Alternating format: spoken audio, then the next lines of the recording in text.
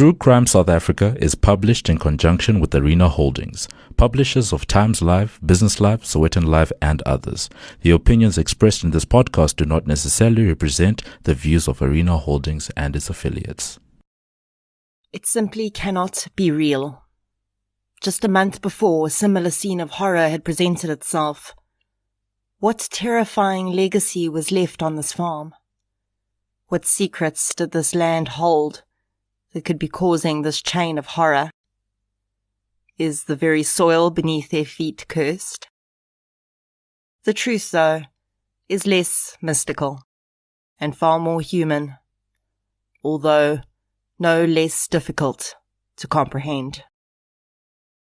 This is True Crime South Africa.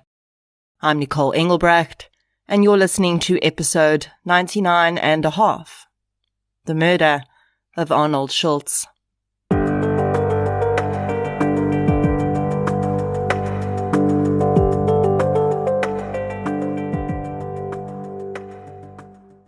This episode is sponsored by the new release biographical crime movie, Bandit. In 1985, Gilbert Galvin Jr., played by Josh Duhamel, a charming career criminal, escapes from a U.S. prison in Michigan and crosses the border into Canada, where he assumes the identity Robert Whiteman.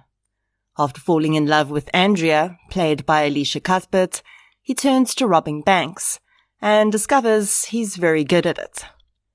Pretending to be a security analyst, Robert begins flying around the country, robbing multiple cities in a day, eventually catching the attention of national news outlets that dub him the Flying Bandit. Robert becomes addicted to the rush and money and soon turns to loan shark and gangster Tommy Kay, played by Mel Gibson, to hook him up with bigger opportunities. But Robert's notoriety is growing, and a ruthless detective, played by Hester Koch, will stop at nothing to bring him down. The movie is based on the 1996 true crime book, The Flying Bandit, by Robert Knuckle, and I don't think I have to tell you that this one is definitely for you, true crime fans. The movie released nationwide in cinemas last week, and I'm pleased to announce the winners of the 2 double tickets we're giving away. Drum roll, please. Michelle Whitehead and Chantal Roma, you and your best true crime friend are going to see Bandit for free. If you're not one of our lucky winners, book your tickets now. A huge thank you to Bandit for sponsoring True Crime South Africa.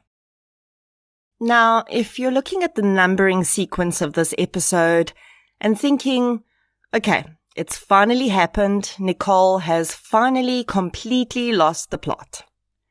Well, you're not entirely wrong, but there is a method to my madness. I know you're already surprised to see another full episode released within such a short period from the last, and the numbering of this episode is probably equally mystifying. The last episode was 99, and 100 comes after 99, right? Yes, and no. So I managed to double book myself on sponsors this week. No idea how that happened, but it did. So I needed to release 2 full episodes. Problem number 1. Although I'm sure that's not a problem for listeners.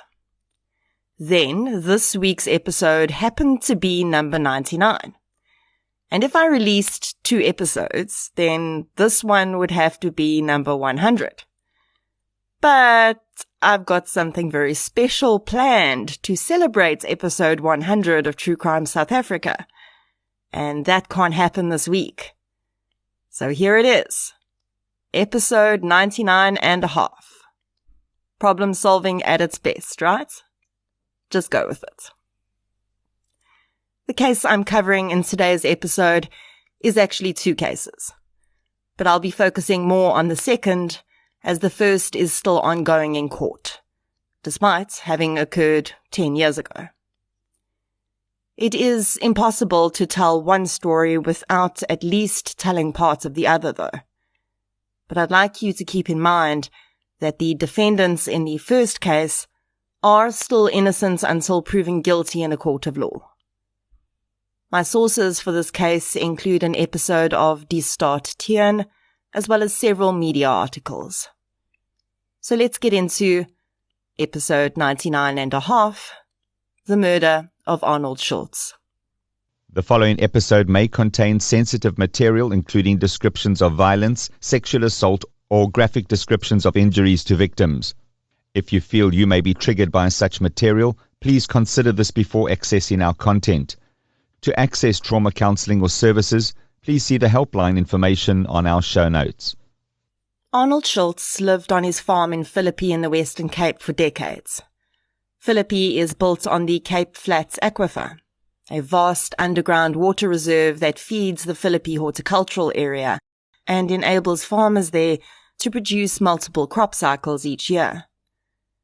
But in recent decades, and especially as a result of the Group Areas Act, agricultural land in Philippi has diminished, as more settlements, both formal and informal, have sprung up. When Arnold first moved onto his farm with his first wife, it would have been pretty rural and far-flung. But over the years, as nearby industrial and residential areas expanded, he ended up being on the side of a huge main road that runs through several areas. And suddenly, he had a mall just 6 meters from his doorstep. Although this was far from ideal, Arnold continued to hold his land dear. But with such a main road nearby, things did get more and more dangerous for him and his family. Arnold Schultz was an amputee. He lost the lower part of one of his legs at some point. I was unable to determine how this happened, but it certainly didn't seem to stop him. Rather than using his land for agricultural purposes, Arnold decided to start what he referred to as a sand farming operation. Now, when I first heard this, I was a little confused. And this is one of the things I love most about this podcast journey. I learn so much about all sorts of things while I'm researching. So if you, like me, hadn't realized that sand is big business, here's the story. Sand is the most mined commodity in the world. Globally, we use 53 billion tons of sand per year. This mostly goes into construction to make concrete, as well as in the production of glass. But believe it or not, we're actually running out of sand. And in places like China, it's actually become a black market item. Yes, sand is sold on the black market. I know, right? Anyway, the mining of sand has become one of the top contributors to environmental damage, with entire islands in Asia being completely wiped off the map after being mined for sand. As with any commodity, the more scarce something becomes, the more valuable it is. And this is the industry Arnold Schultz decided to enter, using his piece of land in Philippi. He, of course, was processing sand legally, and there's no indication he was part of any black market operation, as that hasn't really taken off yet in South Africa. Yet. When he divorced his first wife and she moved off the farm, his daughter Suzette remained behind, and she would soon marry. Suzette and her husband Christopher would move on and off the farm in the ensuing years, but always stayed close by, and she maintained a strong relationship with her father. A few years after Arnold and his wife divorced, he met Hester Koch. Hester and Arnold hit it off immediately, and she moved onto the farm. Hester's children, including her son Leslie, would also occasionally live on the farm for periods in the years that followed. And although Hester and Arnold never married, her children referred to him as their stepfather, and both families assimilated and seemed to get on with one another. Hester played a major role in the running of the farm and Arnold's business. Although Arnold was really independent and had taught himself to do most things despite not having both his legs, his disability did hamper certain parts of his life, and he relied on Hester quite a bit. Hester's granddaughter Jade, her daughter's child, would spend quite a bit of time on the farm too. She was very close to her grandmother and enjoyed spending time with her there. As she grew up, Jade would move to her own home off the farm, but still regularly visited there. Hester's son, Leslie, had a bit of a checkered past. He had quite a few convictions for fraud, and at some points he was convicted of murder and served time for this crime. Unfortunately, I have no information on the murder Leslie committed, nor how much time he served for it. But in 2012, he was released on parole. He spent some time visiting with his mother and stepfather on the farm, and then decided to put down roots in Johannesburg, where his mother had family, and he hoped he may have a better chance of finding a job. Hester Koch was known for her big heart. She did everything she could, sometimes to her own detriment, to help those who were struggling. So one day in September 2012, when she spotted a couple begging for money on the side of the road with 2 small children, she pulled over and started a conversation with them. The couple, known as Shamima and Angelo, told Hester that they'd lost their accommodation because they couldn't pay rent, and they were on the street with their children. Shamima was also pregnant, and due to deliver her baby shortly. If they couldn't find accommodation, she didn't know how she was going to raise a newborn on the streets. Hester's heart broke for the family, and when she returned to the farm, she spoke to Arnold about how they could help them.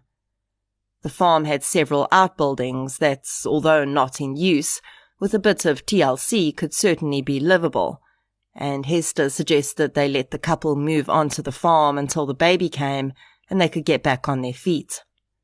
The couple could help around the property to pay their way, as there was always something to be done that Hester and Arnold couldn't get to. Both Arnold and Hester's families pitched in to get the 2-bedroom outbuilding sorted and ready for the family, and they moved in soon after. Shamima delivered her baby shortly after moving in, and for a while the arrangement worked well.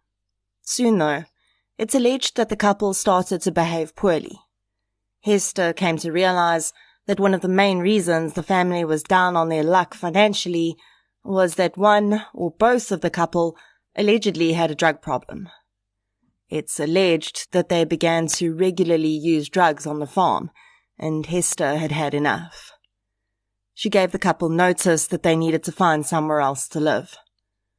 Arnold had been in agreement with this because he also didn't like how the couple had been behaving. On the 5th of November 2012, police in Philippi received a hysterical phone call from Arnold Schultz. He said that he and Hester had been attacked on their farm, and he thought that Hester may be dead. When police converged on the Schultz farm that day, they found a scene of horror. 68-year-old Hester Koch was found in one of the outside rooms. She appeared to have been strangled to death with a belt still around her neck. There was also a pillowcase over her face. An autopsy would show that the woman had been raped. The survivor, Arnold Schultz, told police that he and Hester had been asleep in bed that morning when there was a knock on the front door. He alleged that Hester had got up and gone to see who was there. She came back and told him that Shamima had asked to be let in so that she could get some items for the baby that was stored inside the house. Arnold said the last time he saw Hester alive, she was telling him that she was letting Shamima in and he'd fallen back to sleep. He awoke a while later to find 4 people standing around his bed. He says that 2 of those people were Shamima and Angelo, and the other were 2 acquaintances of theirs who had visited the couple at the farm while they were living there. Shocked to find all of these people in his bedroom and feeling vulnerable because his crutches, which he used to get around, were not accessible to him, Arnold demanded to know where Hester was. He claimed that Shamima had said Hester was dead in a room outside. Arnold then alleged that he'd been tied up and beaten while the 4 ransacked his house for 45 minutes. They'd stolen several items and then fled in his bakkie. Both Hester and Schultz's family were horrified to hear about the savage attack and murder, and especially considering the accused perpetrators were people that Hester had tried to help. The 4 accused would be arrested in Schultz's bakkie soon after and appeared in court the following week. Schultz attended the court proceedings and claimed that one of the accused had turned to him in court and blown him a kiss in what he took to be a threatening manner. Now alone on the farm, Arnold Schultz was very nervous. He told his daughter that he feared for his safety, and although she could not go and live there because of her work, she visited as often as she could over the next few weeks and helped cook and clean for her dad. Leslie White had been very close to his mother Hester, and when he heard of her murder, he was completely devastated, and like the rest of the family, wanted to see justice done. Leslie, though, believed that there was more to his mother's murder than met the eye. He would later claim that things between his mother and stepfather had not been going well. He said that Hester had decided she wanted to leave Arnold, and Arnold had been dead set against it, simply because it would negatively impact him financially, according to Leslie. He believed that Arnold had played a role in his mother's murder, and although there seemed to be no proof to support this, a deep rage began to bubble up inside Leslie toward his stepfather. In early December, Leslie received notification that his mother's ashes were ready for collection. He made plans with his niece Jade that they would scatter the ashes together, so on the 4th of December, he travelled to the Western Cape. He spent some time at the farm with Jade, and she would later say she'd seen him shooting empty beer bottles on the farm in what appeared to be target practice. As he fired his gun, he seemed to get angrier and angrier. Then, he asked Jade if she'd take him to Polesmore prison, as he wanted to speak with the people who'd been arrested for killing his mother. He and Jade did go to Polesmore that day, and it seems that Leslie was able to speak with one of the men. Jade did not go into the prison with him, so she would have no knowledge of what was discussed between them. But when Leslie came out, he claimed that the man had told him Arnold Schultz had been the mastermind behind Hester's murder. Now, I do want to say that to this day, there is absolutely no proof that Arnold Schultz played any role in Hester's murder. But in Leslie's mind, this had become the truth. On the 7th of December, Leslie and Jade set out to Gordons Bay to scatter some of Hester's ashes. He then asked her to keep his luggage with her and drop him off at Westgate Mall. He planned to return to Joburg later that day, or the next morning, but he told Jade he had a few things he wanted to do first. They arranged that he would phone her when he was ready, and she would drop his luggage off for him, most likely at Belleville train station. Jade dropped her uncle off at the mall and continued on with her day. At around 8:30 p.m. that evening, Chris, Arnold's son-in-law, had called the man to check in. They chatted for a while on the phone, and Arnold reiterated that he felt unsafe on the farm. Chris said the man didn't sound like himself, and he was concerned for him as he was grieving and finding it difficult to get everything done on the farm without Hester. Chris and Suzette discussed how they could possibly support him better in the future, and then went to bed. The next morning, Suzette went to work and tried phoning her dad. He'd been on her mind throughout the night, and she wanted to check that he was okay. Arnold didn't answer, though. She tried calling again and again throughout her workday, but there was no answer. Alarmed, Suzette called her mother, Arnold's ex-wife, and asked her to go to the farm and check on Arnold. The woman went there and phoned Suzette, saying nothing seemed out of place, but they couldn't find Arnold. When Suzette finished work at 1 p.m. that afternoon, she picked up her husband and they both went through to the farm. She had a spare key to the house, but she wouldn't need it, because when she turned the door handle, she found it unlocked. She called out to her dad and got no response. The house itself did not look out of sorts. Everything seemed to be exactly where it should be, all except for her father. They couldn't find Arnold anywhere.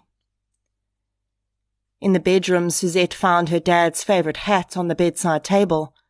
The man didn't go anywhere without that hat. He wore it every time he left the house. Establishing that Arnold was not in the house, Chris and Suzette walked out the back door. There she came across her father's crutches. Arnold couldn't get around without his crutches, and Suzette felt very uneasy. If, for whatever reason, Arnold didn't want to use his crutches, he did have a wheelchair as a backup, but that was in the house too. Taking a few more steps, she found her father's false teeth laying in the dirt. The couple did not touch anything, and they didn't want to search any further either. Both knew that Arnold was somewhere on that property and decided to immediately call police. Philippi police arrived at the Schultz farm for the second time in the space of a month. Suzette and Chris showed the officers the crutches and the false teeth, and these were marked with evidence markers and photographed. Then, police began to search the property. They soon came across a wooden hut that was used for storing tools. The hut had a big chain around the door, but the search needed to be thorough, so with Suzette's permission, they broke the lock off the door and opened the hut. Inside, they found the body of 69-year-old Arnold Schultz. Arnold's body was covered with a crocheted blanket that Suzette identified as having come from the house. In the initial days, his cause of death was said to be stabbing. This is what the family believed had happened, and it was reported in all the media articles around Arnold's death. This was not actually how Arnold had died, though, and his real cause of death would be a key piece of evidence in this case, but we'll get to that later. I don't know for sure how this misinformation came to be in the public domain.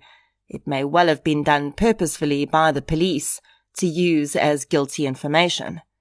Only the real killer would know how Arnold had actually died. If that was the case, it worked very well. If it was simply a mistake that snowballed, it ultimately worked in police's favor. When news of Arnold's death was delivered to his family and Hester's family, everyone was in shock. It seemed too horrific to fathom that both members of the couple could be killed so savagely, almost exactly a month apart. As far as everyone knew, the people alleged to be responsible for Hester's death were behind bars awaiting trial, so this could not have anything to do with them, could it? The family quickly considered, though, that Arnold was the only witness in Hester's murder. His testimony would be key to convicting the 4 people accused of her rape and murder, so they had to wonder whether this had been a hit by associates of the 4 to take out the witness.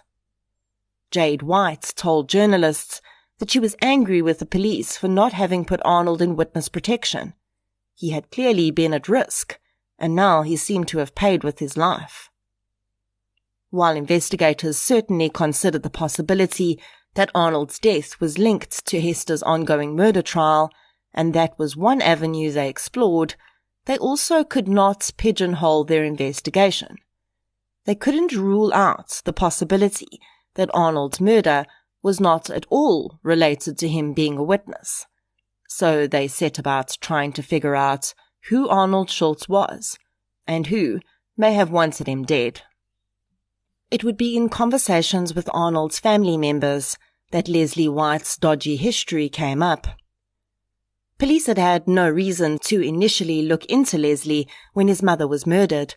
There had been no link or suspicion that he'd had any involvement, and he'd been nothing but an innocent, grieving family member at that point. But when one of the people interviewed asked if police realized that Leslie was on parole for murder, their interest was entirely piqued. As they went from interview to interview, a similar story started to build. Leslie and Arnold had not seen eye to eye. After Leslie's release on parole, Arnold had been hesitant about him visiting his mother on the farm.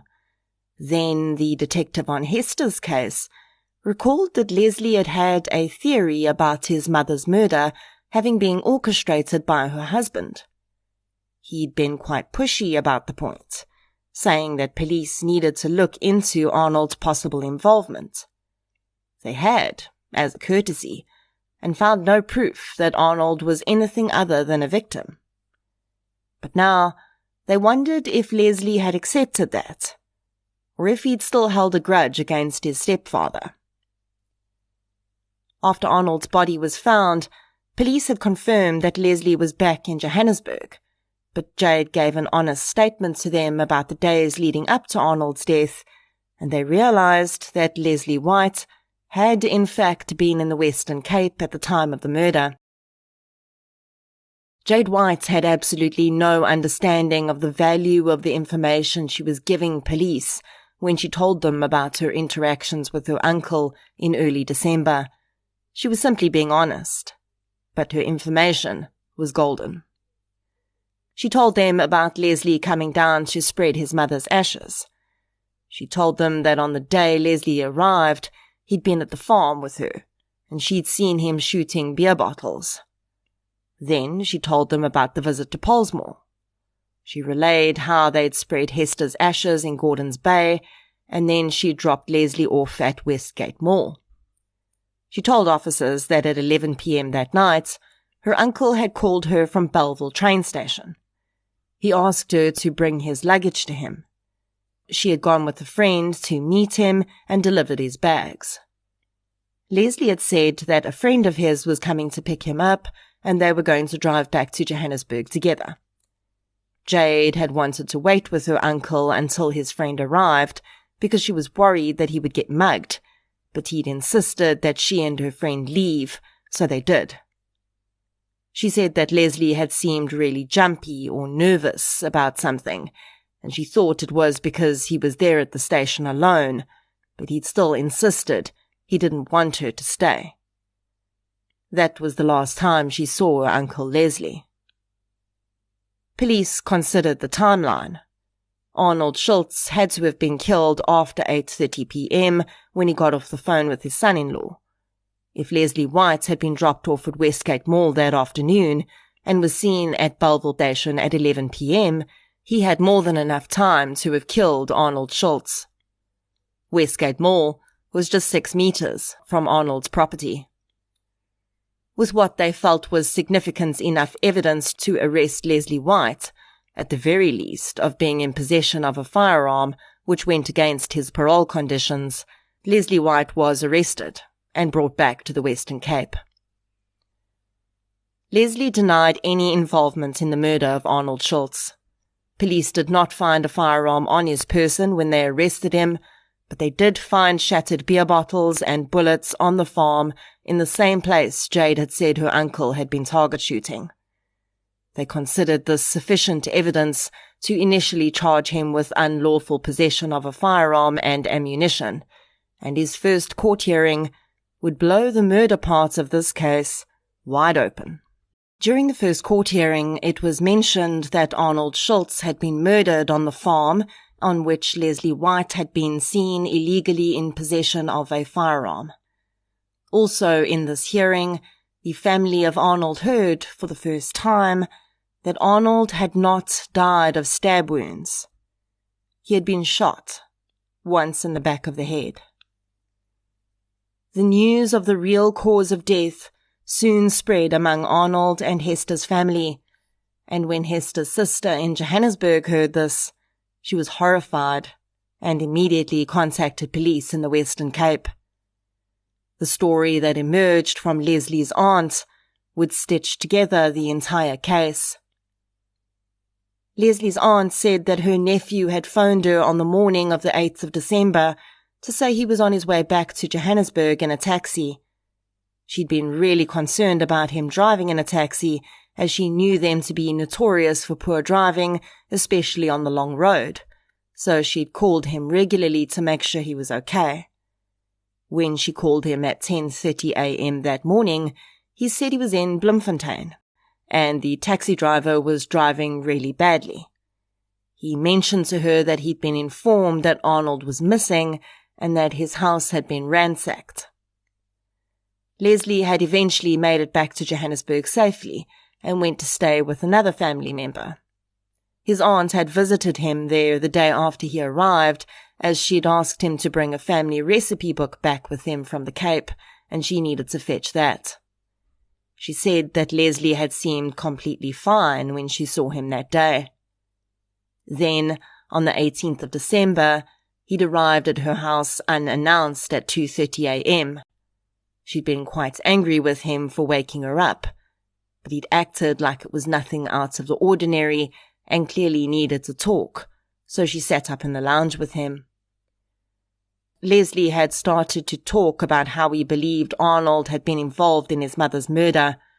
He told his aunt that he'd gone to Arnold's farm that day after Jade had dropped him off at the mall.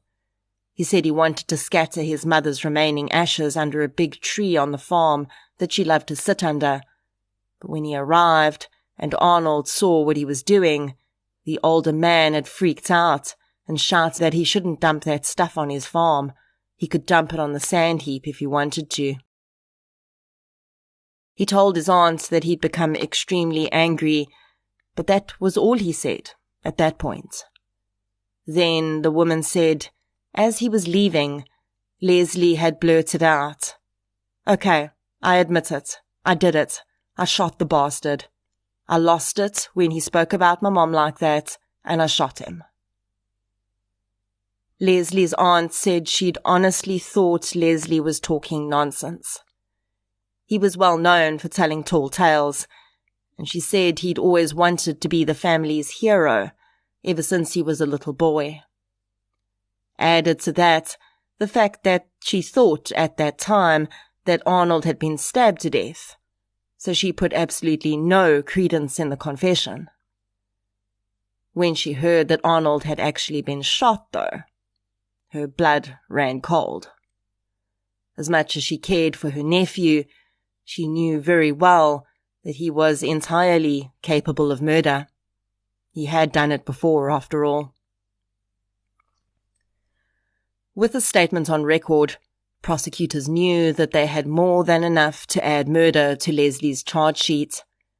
The only missing part of the puzzle was where Arnold's bakkie was. Police had been unable to track it down, but with the information about Leslie's travels back to Joburg, they started to pull CCTV footage. The first piece of footage they looked at was from Belleville train station, and sure enough, just before 11 p.m, Leslie is seen pulling into the station's parking lot in Arnold's bakkie and parking the vehicle out of sight. A while later, presumably after he'd met with Jade, he returns to the vehicle with his bags and drives off. Police believe that Leslie had driven back to Johannesburg in Arnold's bakkie and either sold it or abandoned it somewhere when he arrived there. The other telling part of his aunt's statement was that at 10:30 a.m. on the 8th of December, Leslie was already saying that Arnold was missing and his house had been ransacked. Arnold's body was only discovered after 1 p.m. that day. Suzette had called several people, including Leslie, to ask if they'd seen or heard from Arnold, but to say that he was missing at that point and to say his house had been ransacked was far more information than anyone else had. A final statement police received from Leslie's girlfriend in Johannesburg would add further circumstantial evidence to the growing pile. The woman said that Leslie had called her on the evening of the 7th of December to say that someone was shooting at him and he might have to shoot back. He then put down the phone and she was only able to get hold of him again later when he'd said everything was fine and he was safe. Police did compare the bullets they found in the field with the bullets that had killed Arnold, and while the striations on the bullets could not conclusively say they'd both come from the same firearm, both were the same caliber weapon. Leslie White was charged with the murder of Arnold Schultz, the theft of his vehicle, and the illegal possession of a firearm and ammunition. His trial started in October 2014, and it soon became clear that this was going to be a highly emotional case for all involved. Two families were now bound together in the worst way possible. The Kochs and White family were mourning Hester, but Jade and Leslie's aunt were forced to testify, and although they were only telling the truth of what they knew, it was a truth that would likely send Leslie to prison for the rest of his life. At the same time, the Schultz family found it difficult to accept that someone who they'd considered kin could have ended Arnold's life. Leslie White pleaded not guilty to all charges against him, but he would not offer any alternative version to counter the state's allegations that he'd killed his stepfather. He remained silent throughout the trial, and cross-examination of witnesses was minimal because his defense seemed to only be he didn't do it. He was not able to provide an alibi for the period between when Jade had dropped him off at the mall and when she'd seen him at the train station. In the end, the circumstantial and witness testimony was insurmountable, and with no alternative version to consider, Judge Pearl Mantame found Leslie White guilty on all charges. Leslie was sentenced to an effective 25 years in prison for his crimes. I would think, considering he'd violated the conditions of his parole, that he would first have to finish serving his first murder sentence, however long was left of that, but I don't know whether that would have happened or whether he simply would have served that balance concurrently with the new sentence. For Hester's family, it was a double blow. They had not only lost Hester, but now Leslie was behind bars again. Additionally, the murder of Arnold had stalled the trial of Hester's alleged murderers. To this day, the case against those 4 people remains on the court roll, according to prosecutor Susan Galloway. I have no idea if those 4 people are still in custody or if they've been released on bail pending their trial.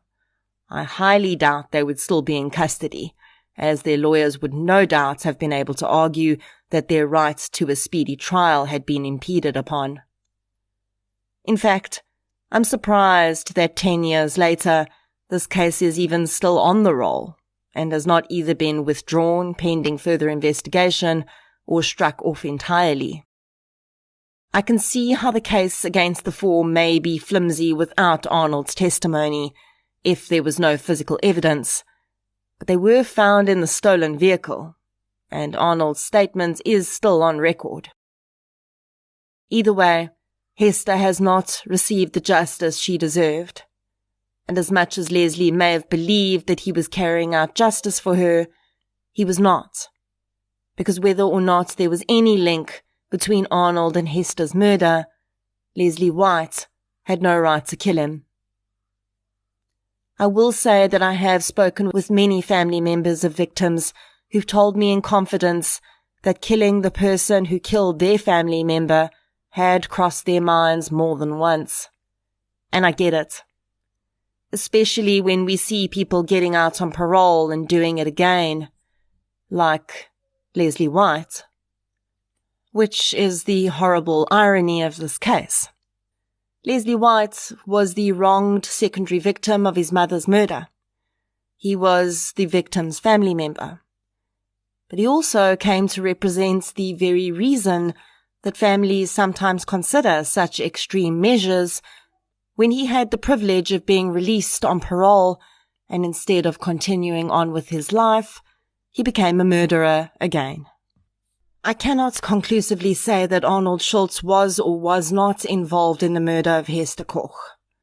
One would think that if the 4 people arrested for her murder got the opportunity to throw him under the bus for a deal, they would. I think that would have happened almost immediately.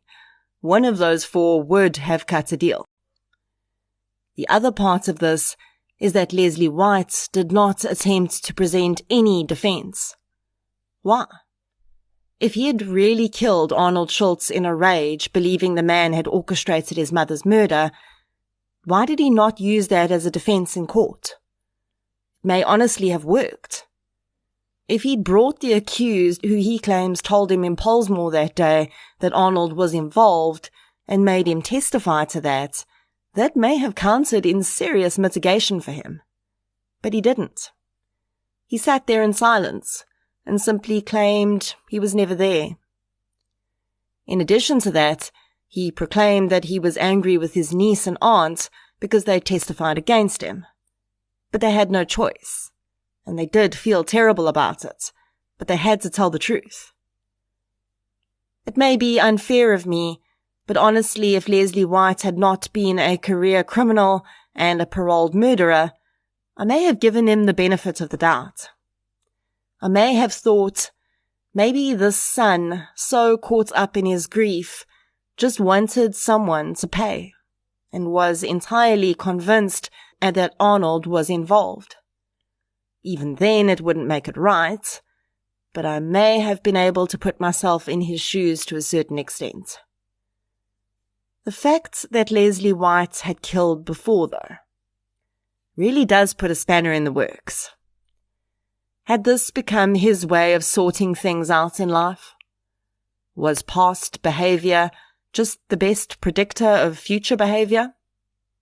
Or is that in itself an unfair statement?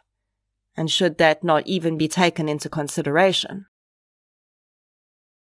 If Leslie White thought he was doing the right thing, he was sorely mistaken. Even if he'd taken out the mastermind, he left the perpetrators, those who are alleged to have actually raped and murdered his mother, to walk the streets, and very possibly do it again. Neither Hester Koch nor Arnold Schultz deserved what happened to them.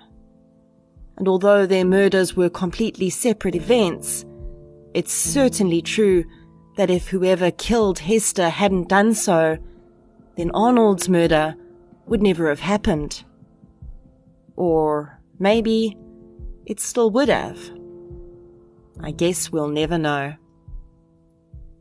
What's left behind is two families bound by grief.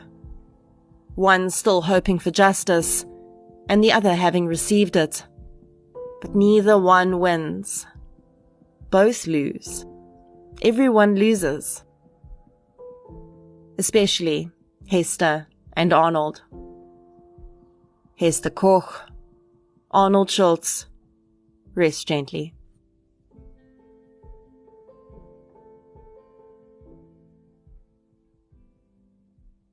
Thank you for listening to episode 99.5, The Murder of Arnold Schultz.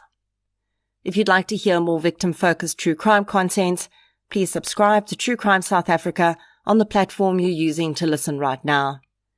If you're looking for something still related to real-life stories, but often with a more positive slant, you can check out my new podcast series, I Lived Through This. You can follow both podcasts on social media. We're on Facebook, Twitter, and Instagram. I'll be back next week with another episode. Until then, thank you for your support, and I'll chat to you soon.